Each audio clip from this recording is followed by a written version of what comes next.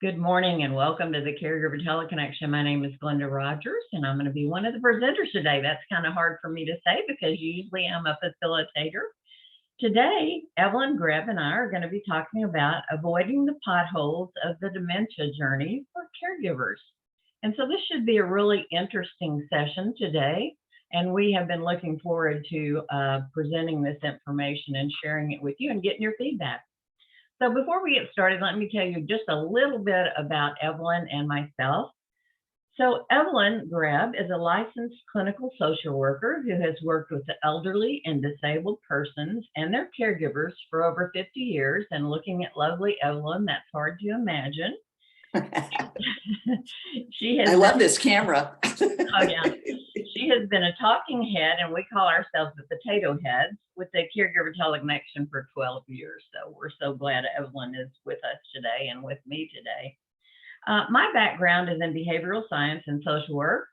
I was also the director of an area agency on aging for about 17 years, and I have been on the Caregiver Teleconnection with Evalyn. We're going on our 13th year next year, I believe, Evalyn. It's hard to imagine, but we both love this work. So Evalyn, why don't you get us started and let's talk about dementia. Well, if I can move my screen. Oh, the joys of technology. And I'm pushing every button and it's happening, and I tested it before we started and it worked fine. Okay, pardon the interruption. Let me see. I don't even know where to go with this, Minerva. So sorry. She's our arrow backup. key or the space bar to advance to your next slide, as long as you're clicked on the PowerPoint. Nope. All right, you want to stop the recording and we will start over again because this is not what we want. I can pause it. And I'm adding stress. Good morning and welcome to the Caregiver Teleconnection. My name is Glenda Rogers and I'm going to be one of your presenters today along with Evalyn Greb. We're going to be talking about avoiding the potholes of the dementia journey for caregivers. And so I want to tell you just a little bit about Evalyn and I before we get started. Evalyn is a licensed clinical social worker who has worked with the elderly and disabled persons and their caregivers for over 50 years. She's been one of the talking heads on the Caregiver Teleconnection for about 12 years, and we call ourselves potato heads. And we're going into our 13th year coming up in January. And as for myself, I have a background in behavioral science and social work. I was the director of an area agency on aging for about 17 years and have also been on the Caregiver Teleconnection that long. So let's try this, Evalyn, and get started and talk about the potholes. Well, first, let's define dementia. And we're going to use the Alzheimer's organization's definition because that's accepted by pretty much everybody these days. And it's just dementia is a general or umbrella term that describes a disease. That's the one word that's a little dicey, because dementia is not really a disease. It's a set of symptoms that comes from many different diseases. But it causes the loss of memory and language and problem solving and other thinking abilities. And for those of you who already know this, we're going to talk about some of the symptoms, but go through them very quickly. But the whole point is that these are severe enough problems to interfere with daily life. And we're going to talk about Alzheimer's dementia because it's the most common. But there are other conditions that can cause dementia, of course. There's Lewy body, there's frontal temporal dementia, there's Parkinson's, ALS, lots of them. So we're really just going to mostly focus on Alzheimer's dementia. Now, I was looking at some of the research that had been done on caregivers who are dementia caregivers, and it's very interesting because it has become a public health issue. And there are 22% of US adults who are caregivers. That's 1 in 5. You know, when you're in a room, every 5th person stands up. That's how many caregivers there are in the general population.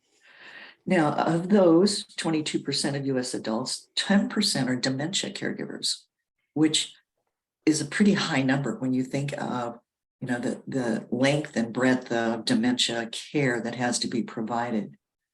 And here's the most interesting, I think, 1/3 of all dementia caregivers are disabled. And it's partly because of their caregiving duties. It results in failing health due to increasing chronic conditions. You have the risk of injury, lifting somebody, you know, helping them walk when they fall down and you're trying to pick them up and you hurt your back. It also leads to insufficient sleep. We know about, you know, sundowner syndrome and how that affects people, the caregivers, just as much as, in fact, it probably affects caregivers more than the person with dementia. And the risk for depression and anxiety is huge. The CDC has said, Center for Disease Control has said that the caregivers who work with dementia recipients have a much higher use of psychoactive drugs, which also leads to other things, you know, like drug overdoses or falls, lots of things that happen. So one of the other things that I wanted to tell you is early death is also a sign of dementia caregivers and when they stop taking care of themselves because of how much care they're giving to their loved one. And I know you're not going to believe this statistic, Glenda didn't, but if you go to aging.com, 30% of caregivers of dementia people die before their care recipient. So it's a pretty staggering number, and that's why we wanted to do this. And you know, also I want to talk about the increased risk of economic hardship. It's particularly for women who are in the sandwich generation. And they've got kids at home that they're trying to take care of, and an adult, a mom or dad or uncle or aunt that they're trying to take care of. And what happens is they wind up leaving their job or going part-time. And it doesn't work, you know, when you're a dementia caregiver to do what so many people are doing, like in the tech industry. You know, you can't take care of someone really, of children and an older adult and do a job. So they quit, they lose Social Security, they're spending extra money. They say $10,000 to $15,000 a year is spent by caregivers of persons with dementia. It's just amazing statistics. So we don't have all the answers. Now you see, we are the potato heads, and but we're Much better picture of us. That's the picture of us, and you can see why I have my pink cowgirl hat on, because I'm in Texas. And on the left there is Evalyn with her cute little smart hat turned around backwards. But anyway, we're hoping to share some information with you today because we have listened for 12 years. And we feel like we've learned a lot, but we still don't know it all. We don't have all the answers. And so we want you to join in with today as we do this presentation. So let's get down to it. What are the potholes? Well, in my opinion, to identify the potholes, you have to understand the disease. And Alzheimer's is a progressive and fatal disease of the brain. It's a disease of the brain. It's not intentional actions on people's part when you get down into the bottom part of the disease. Think of it kind of like brain cancer. And each one of these types of dementia then are a kind of cancer. So we generally have 3 stages. You can see them on the screen there. Phase 1 is the early stage, phase 2 middle, and phase 3 is the late stage. So we know that individuals may experience symptoms of regressive disease at different paces. You know, it just depends on the individual and the disease. On average, a person with Alzheimer's lives from 4 to 8 years after diagnosis, and that's important to remember. That's after diagnosis. That diagnosis may not occur until maybe 5 years into the disease. And some people live a lot longer with this disease, such as wanderers who keep, you know, their bodies active and they're in motion.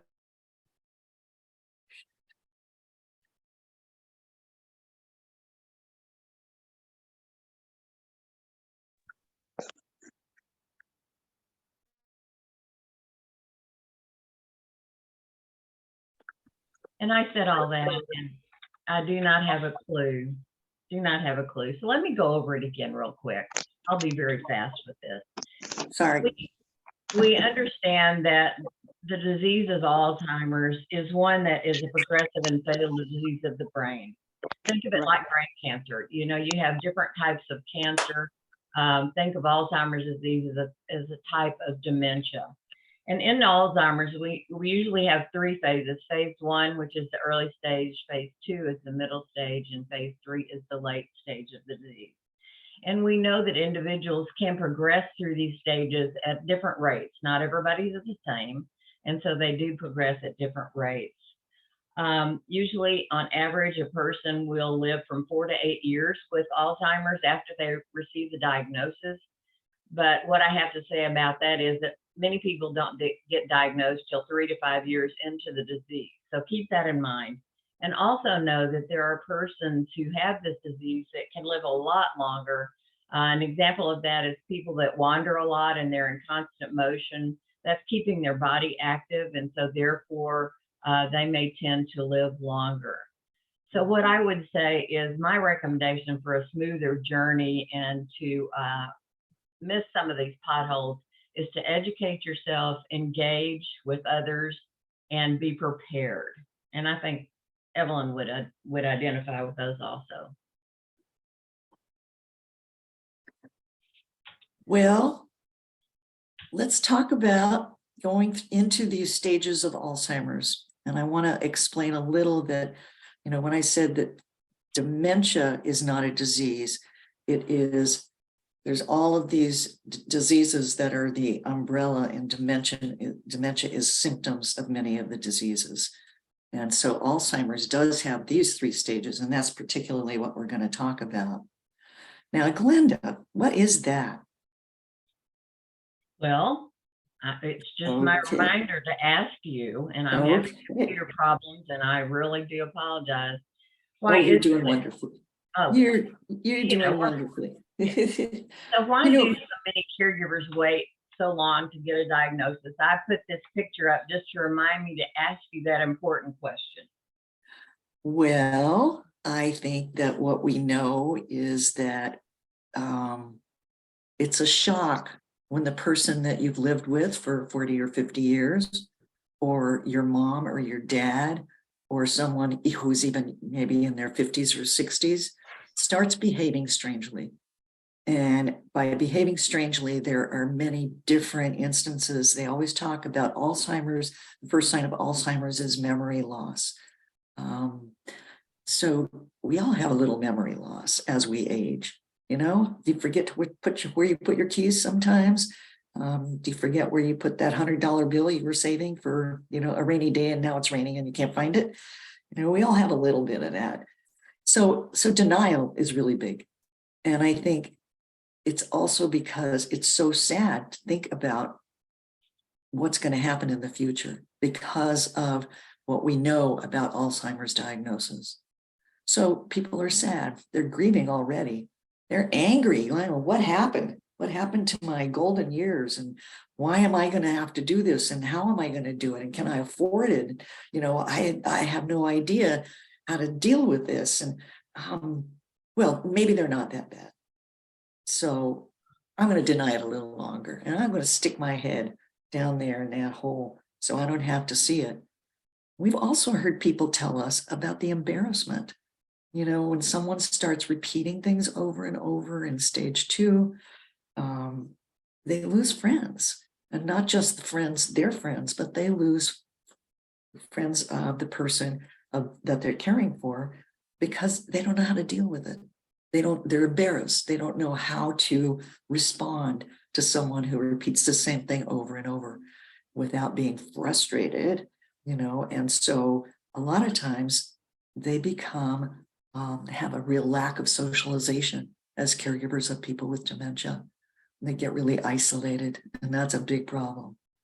And I think anxiety about the future and, you know, your failure, did I do enough? I mean, what happened? How come they have Alzheimer's disease? Their family doesn't have Alzheimer's disease.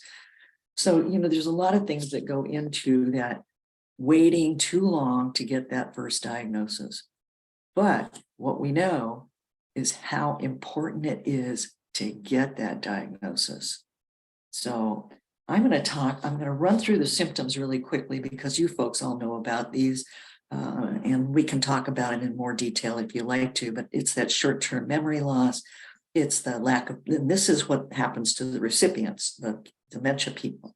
It's lack of pleasure in usual activities. And we know that that's one of the big signs of depression. One of the very first signs of depression is lack of pleasure or judgment.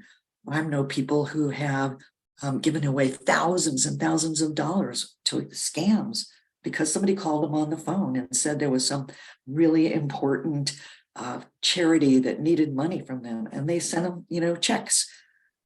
Also, there's the rumination, where they repeat maybe over and over.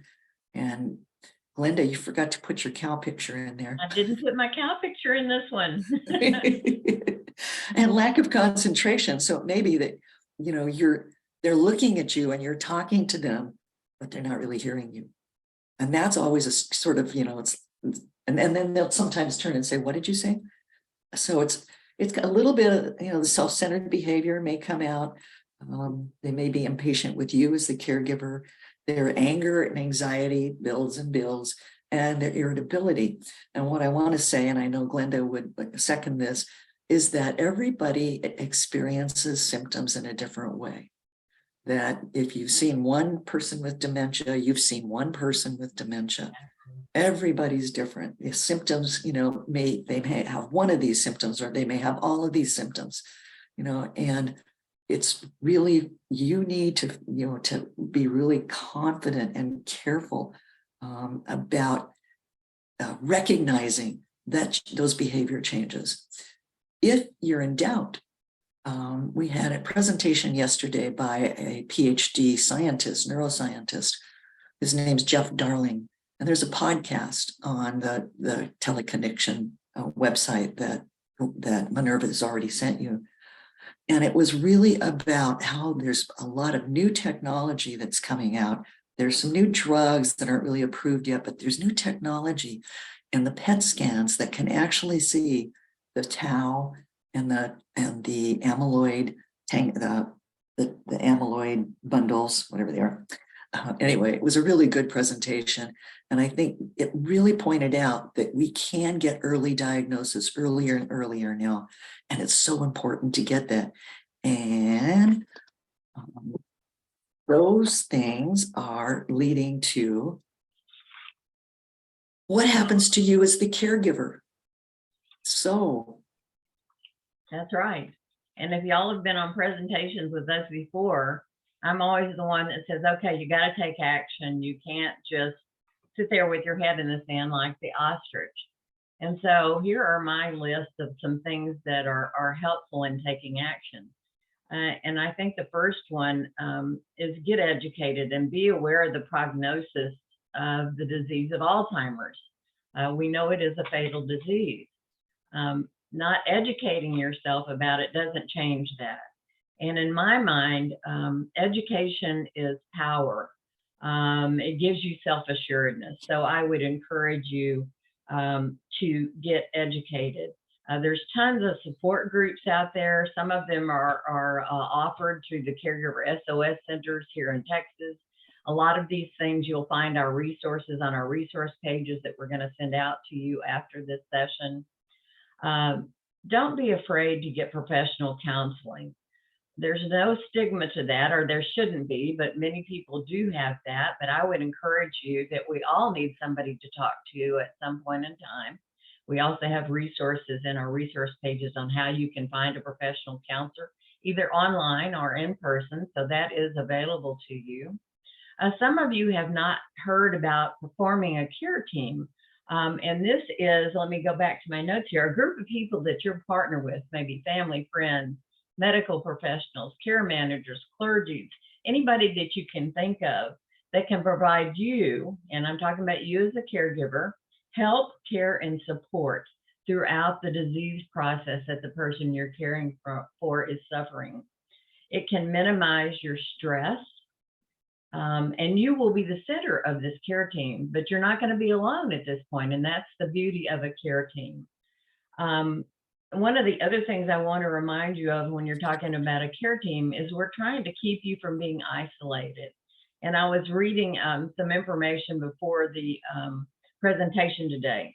And recent studies have found that social isolation significantly increases a person's risk of premature death from all causes. That's a scary thing to know about, that isolation can cause that.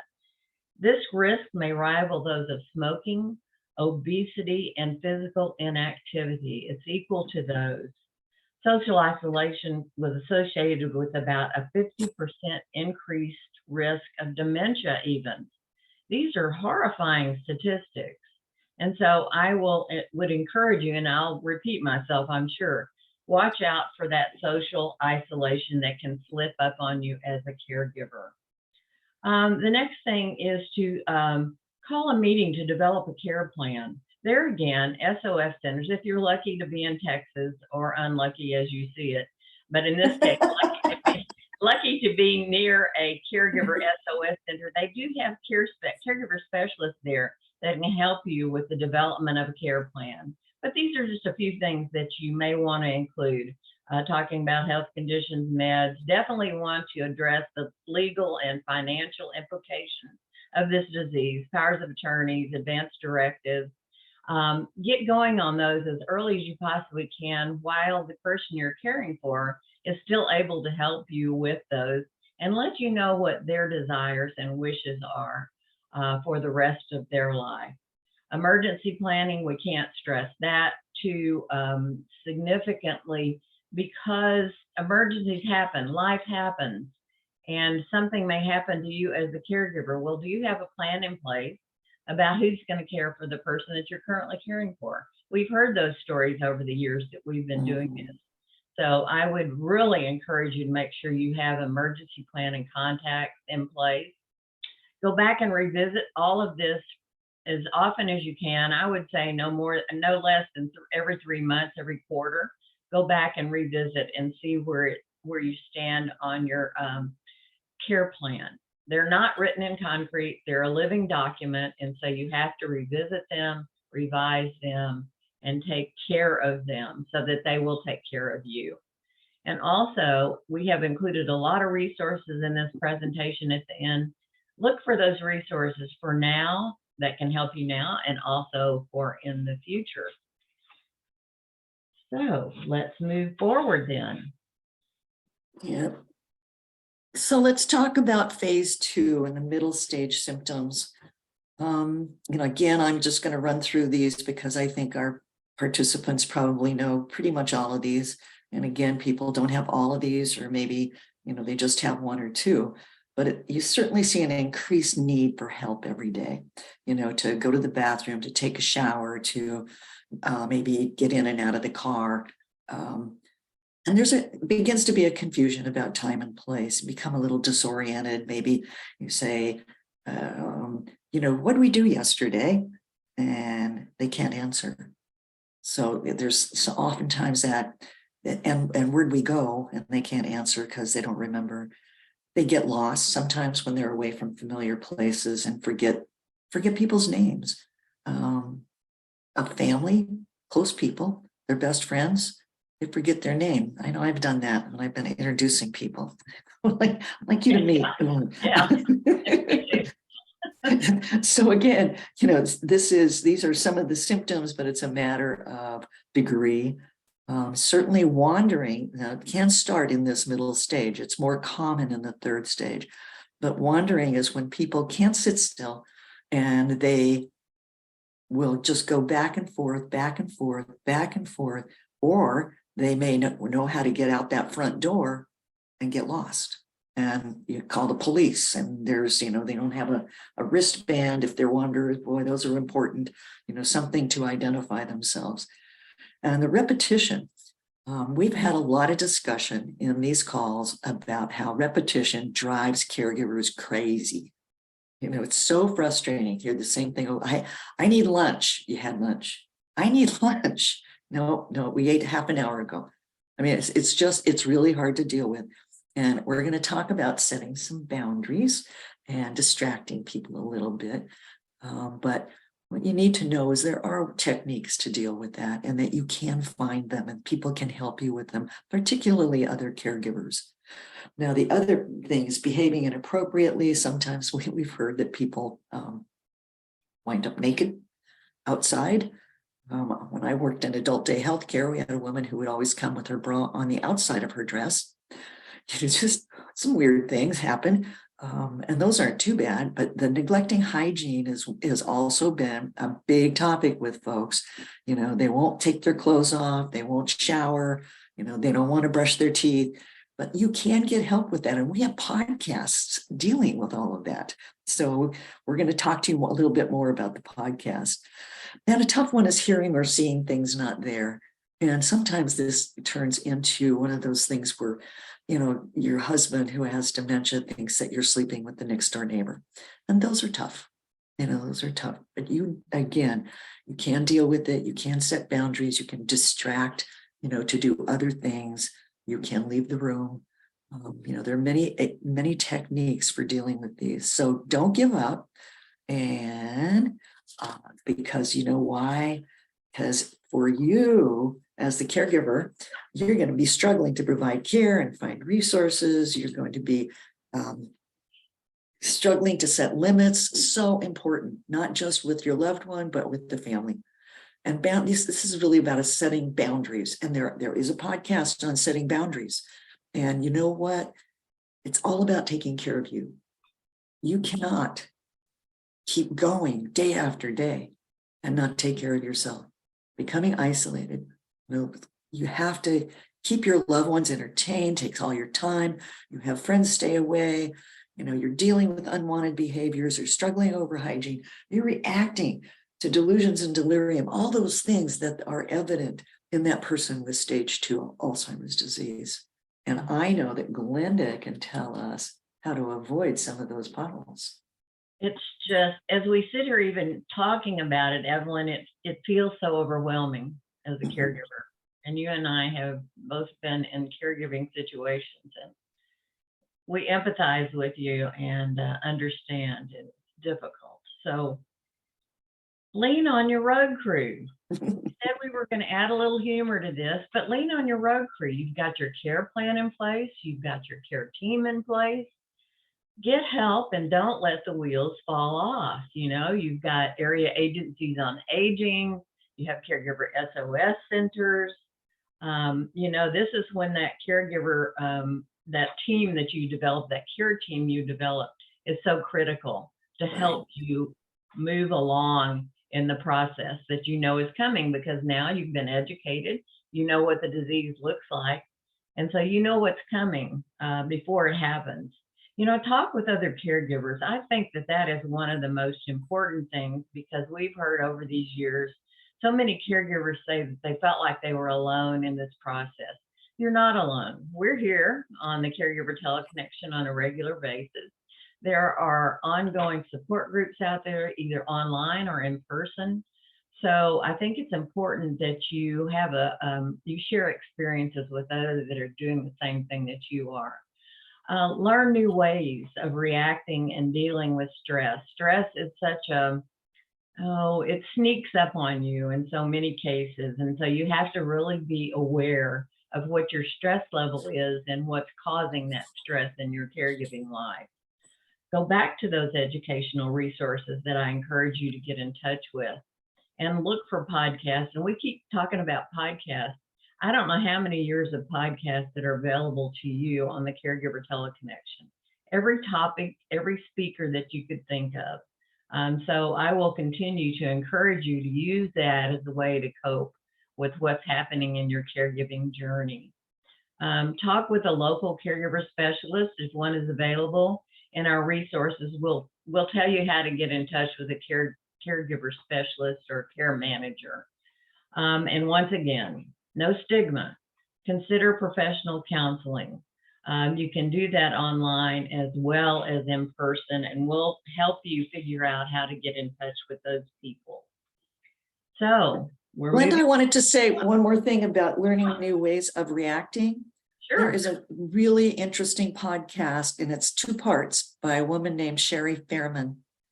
And she it was so interesting to me because she actually did role playing with me in the beginning of the session as a facilitator, asking me what my name was and what I did and where I live in a very calm voice. And then she showed us that if you use that kind of calm voice, and if you use kind of feeding back what the person with dementia is saying, and if you approach them in a way that is non-threatening, she said, an example was she went to a nursing home door, she knocked on the door. Person didn't answer, she stuck her head in and said, "May I come in?" And the person said, "Okay." And she got down to their level. She sat on the chair. The person was in bed, sat on the chair. She sat back and she said, "I'm Sherry Fairman. Who are you?" So it was the same. It was talking to them in a way that was so non-threatening and being on the same level. And she says, putting your hand, on their arm is a way of really communicating, that you're there, that you're with them. So you can learn new ways of reacting and of dealing with your loved one. And you might want to listen to that podcast because it's a really good one, those 2 podcasts. So, Absolutely. And this is what we're talking about. We're trying to help you as a caregiver learn ways to deal with the challenges and the potholes, the challenges that you are facing as a caregiver. So let's talk about the late stage, phase 3, Evalyn. Yeah, this very sad stage, very sad.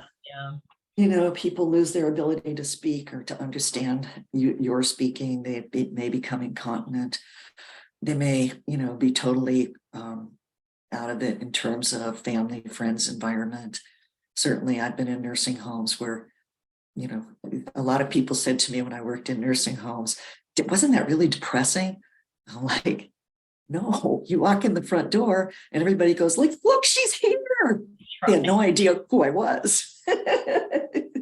But it was They were company. glad to see you. They were glad to see me, and it was company. So they don't really recognize people, but it doesn't mean that they don't need that socialization and that attention and that sense of caring that they get. The sleep disturbance and restlessness, those are, you really need some professional help. If your person has sundowners and you can't get sleep, you need to talk to somebody about that. Probably the first place to go is the primary care doctor of the care recipient. And aggressive behavior can start where people are swearing a lot who never swore before. We had a woman in adult day healthcare. Everything was, F and A, F. It was just, and she was the wife of a pastor, so it just killed him. So those things happen. It's not their fault. They can't change it. They can't do anything about it. Their brain has shrunk. The brain shrinks, and the more it shrinks, the neurons go to the wrong place, or they just don't work. So all of that is not. It's out of their control. You have control, but you have to be careful. Identify the things that you have control of, and the things that are around here, leave those alone. You don't have to worry about those. Oftentimes there's difficulty walking and controlling movements, some spastic, movements maybe, or falling or tripping over rugs. And we all know that you need home safety evaluations as people start to lose control of their movements.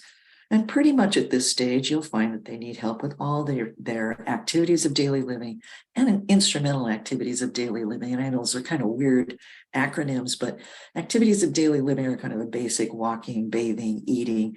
And the IADLs are things like using the phone or making change or, doing things that are a little more fine motor coordination. And they may need a wheelchair at this point, just because of the fear of falls. And I have an important addendum for you folks. Even in the severest stages of the disease, the person with Alzheimer's retains their sense of touch. That's why you want to touch their arm. Their hearing, they know what you're saying. They just may not be able to make it work in their head. And they have the ability to respond to emotion. So again, You know, that calm voice, not if you are upset, they are going to be upset. You know, they're going to feel that.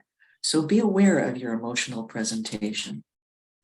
And I'll tell you what the potholes are for caregivers just based on those. You're tired, you're exasperated, you're overwhelmed, you need a vacation forever. You've got hypervigilance going on if you've got a wanderer. You're probably living with a different person that you don't recognize, was not the person that you originally knew, and a very needy person. And it's easy to get burned out where you just don't care. You stop caring about things, about yourself, about them. That burnout is so damaging. And you're physically doing too much. You're lifting too much, you're running around to the store, you're getting the prescriptions, you're doing all the stuff that your partner or whoever used to help you do. If you lived together for a long time, writing the checks, mowing the grass, cooking the meals. If you're a guy, you never did it before, it's not easy. So you're doing a lot, and it's really mentally challenging. And that's why, we've got these resources and why we're, talking about this. Don't feel guilty when you think about placement. We've heard people say, no, I promised her I would never, ever place her in a nursing home. Well, if somebody needs 24/7 care, the best place is a nursing home. And I know that from being in nursing homes, you cannot provide care alone 24/7. If you have help, if you can afford lots of, help to come in and be there with you and support you and give you respite and get out and do the things that are good for you and not be isolated, get your good diet and your good exercise and your card game, Glenda. Card game, football, line dancing, all of and the line dancing. And pickleball. So here is my slide for you. And this is what is the #1 caregiver pothole. And we just can't say it enough. It's lack of care for yourself. I told you those terrible statistics, and we've talked about stress, and it's just incredibly important for you to take care of yourself first before you try and take care of somebody else. And we always go back to the thing that you go onto the airlines and they tell you to take your own oxygen first. And Dr. Jamie Heisman and Lisa Gibbons wrote a book on that several years ago. If you haven't seen it, you might want to look it up. Do plan regular checkups and take your medication. It's so important to do all this, and it sounds so simple, but I know it's so hard when you're overwhelmed with everything else that's going on in your life. Respite is very important. If you can arrange respite at a long-term care facility, maybe through your area agency on aging, many of them have funds to do that, so that it releases you to get out and do some of the things that you need to do for you. Plan those nutritious meals. Watch your alcohol and drug use.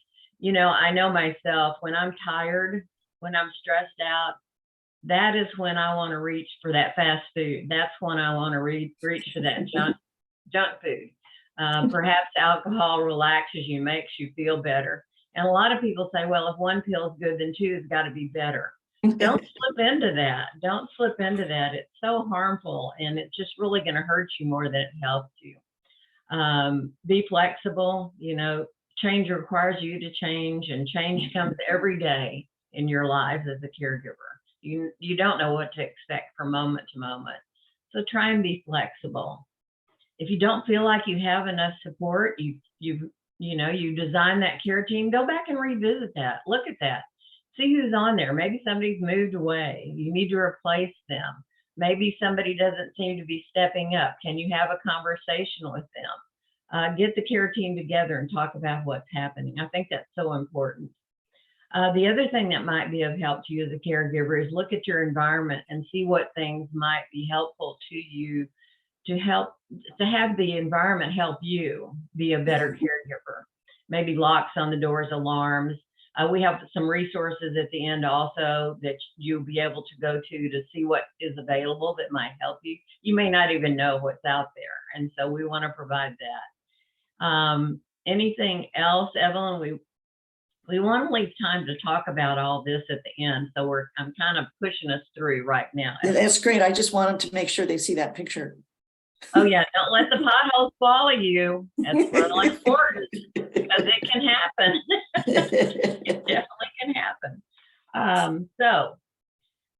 I started laughing when I saw this, but it makes a lot of sense. It may be time for the cement mixer and let's fill up those potholes. Have that talk with your family members. Maybe go in a new direction. Be honest. So many times on this Caregiver Teleconnection, we've heard family members saying, well, they don't understand about the disease. Yeah, I get that. But you need to be very direct. Tell them what it's costing you emotionally, financially, every other way that it's costing you as the primary caregiver. Look at those finances, the resources. Evalyn talked about placement. Talk about placement. Just because you go and look at places doesn't mean you're going to do that placement right now, but it's one of those things about being educated and knowing resources before you actually need them. Take action. It's so important to take action. Look at your loved one's condition in an honest way about how their deterioration is going and make a plan with your physician. Revise your reaction behaviors. That's what you control. You can't control any of the rest of it, but you can control that. And it's kind of a learned behavior thing. Here's one that I think is a real big one for caregivers is dealing with catastrophic thinking. And what I mean by that is, what if I had done? Or maybe if I do this, it will change things. You've got to keep a lid on that because that's what will drive you into a lot more stress as a caregiver. And so deal with reality and think, instead of thinking about what ifs all the time, or I should have. That's what ifs and should haves, those are just so damaging. And once again, here I go. Get that personal support, whatever that looks like for you. Maybe it's a friend that you have lunch with, or they come over and you have a cup of coffee and you tell them how you're feeling, but get some support for yourself. And so Glenda, can I tell them the quote on catastrophic thinking? Absolutely. A friend of mine said, don't let your imagination hijack your intellect. And that is so true. So true. So here we are. Let's talk. How are you handling the potholes in your caregiving journey? Are you like the guy in the yellow shirt? He's got it under control. He really does. Or are you one of these workers over on the far right hand sitting on the curb and looking pretty helpless and hopeless? And I'm hoping you're the guy in the yellow shirt, that you've got it going on. So we'd love to hear from you. We'd love for you to join in the conversation. We've left time here. We have plenty of resources, and we're going to skim through those at the end. But please don't worry about it, because we're going to make sure that you get all of these resources in a PDF. Those will come out to you in a couple of days after the presentation. So join us. How are you handling the potholes in your caregiving life? Susan, I see that you have unmuted. Yes, please go ahead. I have a question, actually. I had to get up and leave for a minute when somebody came to my door. So you may have already addressed this, but is it a good idea to, I don't want to say lie, but basically play along with something that is not entirely true with someone who has like the middle to later stages of dementia or Alzheimer's, kind of put yourself into their world and just let them go on.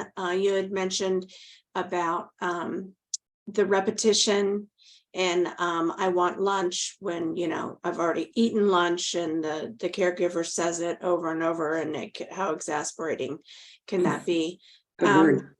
What is it recommended that you just agree with the person who is the person who has dementia? I mean, how do you Shall I take this, Glenda?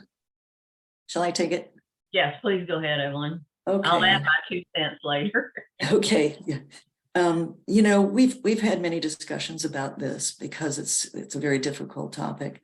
However, we do not know. I mean, I had a physician once, geriatrician, who said, the brain, depending on what stage they're in, the brain is shrinking, but there still are some synapses that may be going to the right place.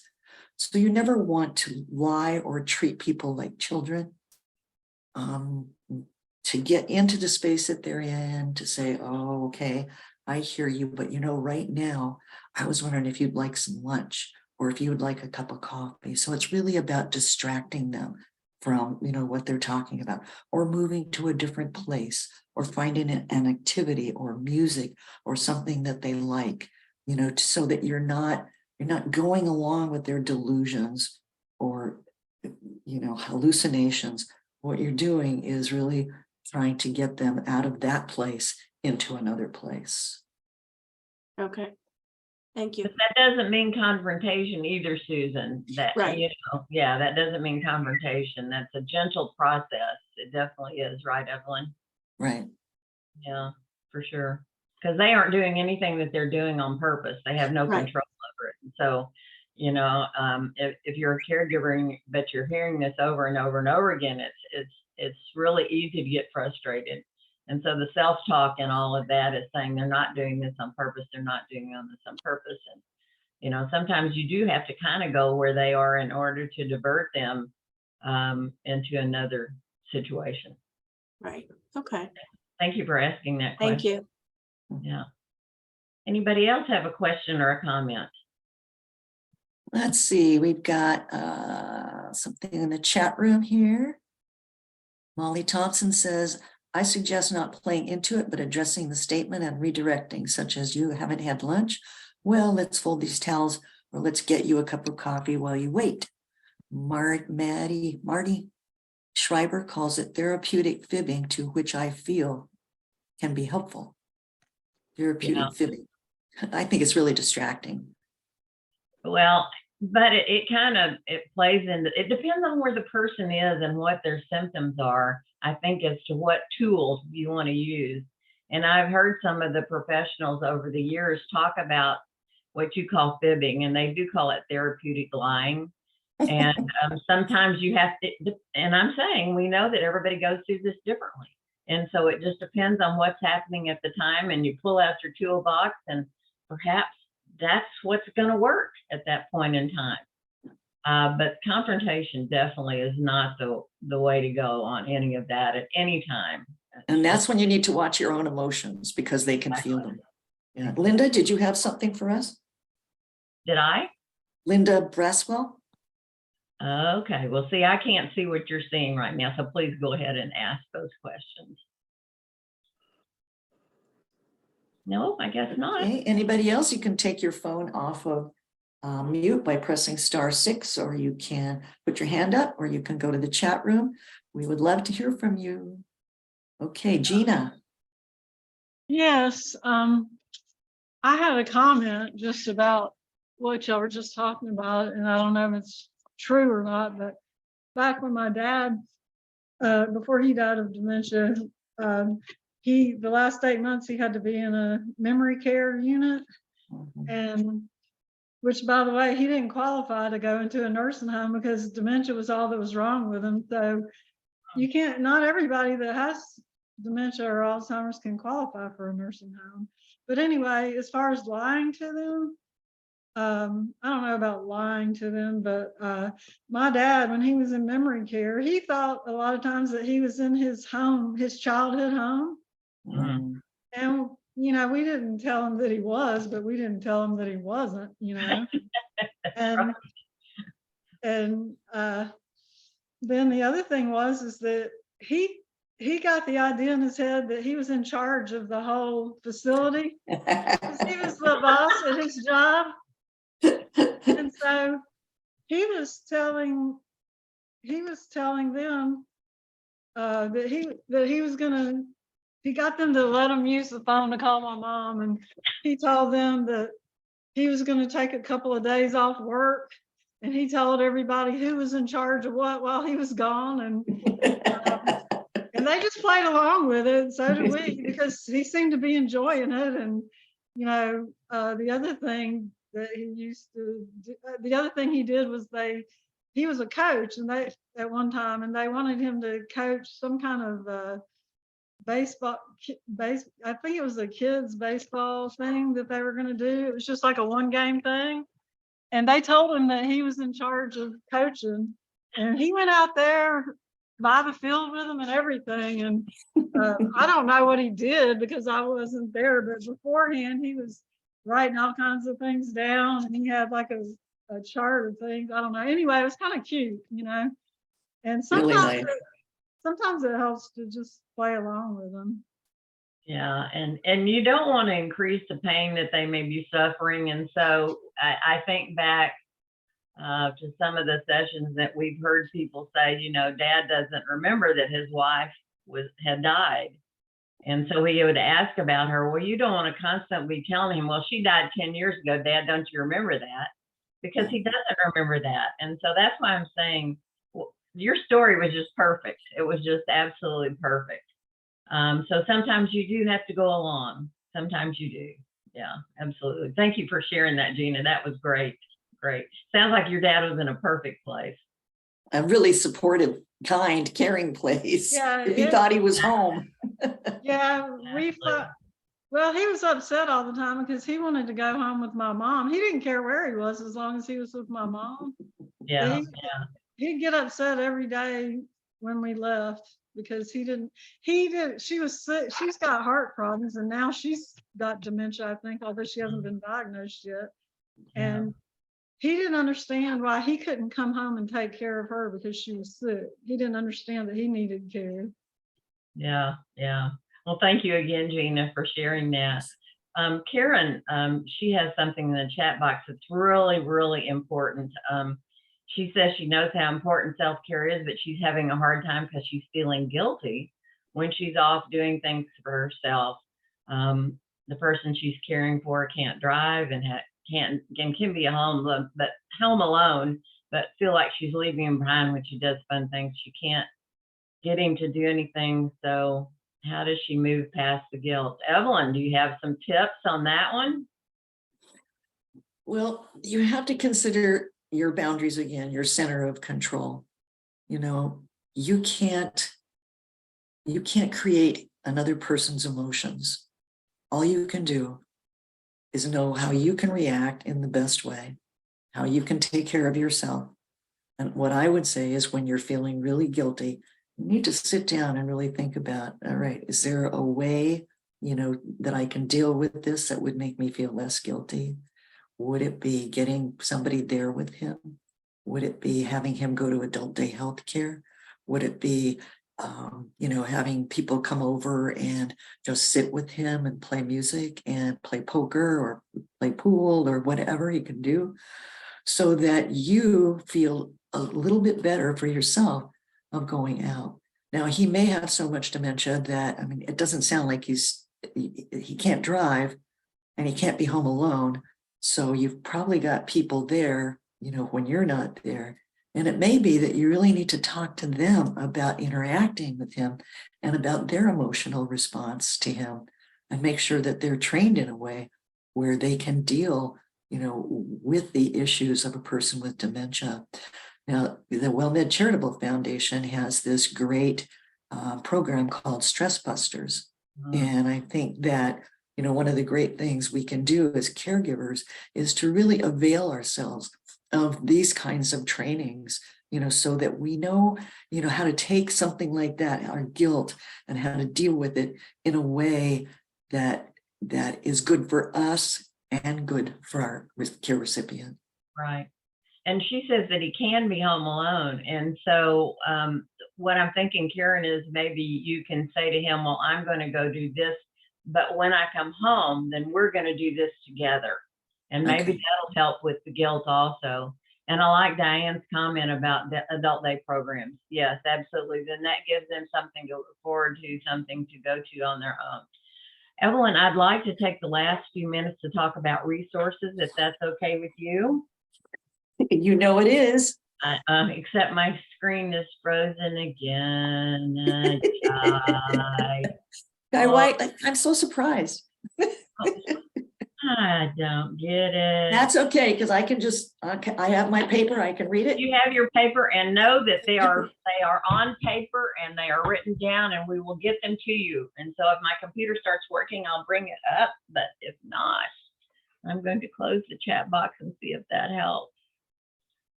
Nope. Okay, go ahead, Evalyn. Okay. All right. Well, if you get a diagnosis of Alzheimer's, or if you think you may be getting a diagnosis of Alzheimer's in the future, one of the go-to places is Alzheimer's Association. And they have many good things. They not only have a lot of fact sheets, and they have a hotline, 24/7 hotline. They have a chat room, and we're going to give you hot links so that you'll be able on this PDF. There you go. Look at those hot links. So you can, and they have how to plan for a future and how to build a care plan, all of that stuff. Medicare Caregiver Resources has facility comparison information at Medicare.gov. You can also go to skilled nursing facility comparison, once you get into their site. They also have a caregiver site that's quite good that they've developed fairly recently on Medicare.gov. The elder care locator is one we always refer to because it's a national database. I think it pulled together all the information that the area agencies on aging have locally. And I don't know if you folks know this, but there are 655 area agencies on aging in this country, covering every region and not the states, those other things. Whatever that is. like Puerto Rico and those places. Territories, those would be called territories. That one, thank you. Yes, thank you. So some additional resources here. We have 4 pages for you. If you are in the depths of depression and or someone else that you know, there's always a suicide and crisis lifeline that is available 24/7. We've talked about the WellMed SOS centers, and as you can see, there's a list there in Texas where you might find them. They do one-on-one coaching, care plan development, support groups, classes on topics related to caregiving, connection to area resources, and the stress busting program that Evalyn did, and they're all at no cost. So if you are in Texas, take advantage of this. Our customer service number is listed there, and she can help you get more information. Always in the United States, you can dial 211. There may be some areas that don't have 211, and that is to access all kinds of local services and resources. And Evalyn showed me this one. I was not aware of it, and it's funny when you hear something, you hear it all over again. And so ProPublica is a nonprofit newsroom that does all kind of investigative reporting, and they had a tip sheet to help you if you do have to look at long-term care facilities, nursing homes. We talked a little bit about getting professional counseling.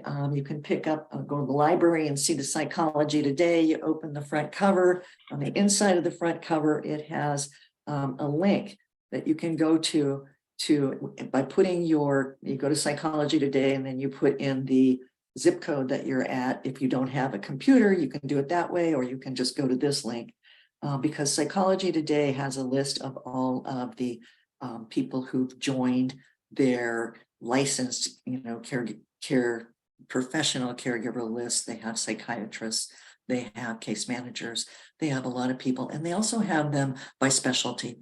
So you'll be able to see if someone can deal with dementia. And I'm really interested, because I used to work with disabled people, the adaptive equipment providers that we're not recommending. I just picked 2 out that look like they had a lot of stuff on them. But when you go to these places, what you'll see is a mother load of stuff to help you out. You can get a pad for someone who's sitting in the chair if they're a wanderer, and the minute they get up, a bell goes off or a buzzer goes off.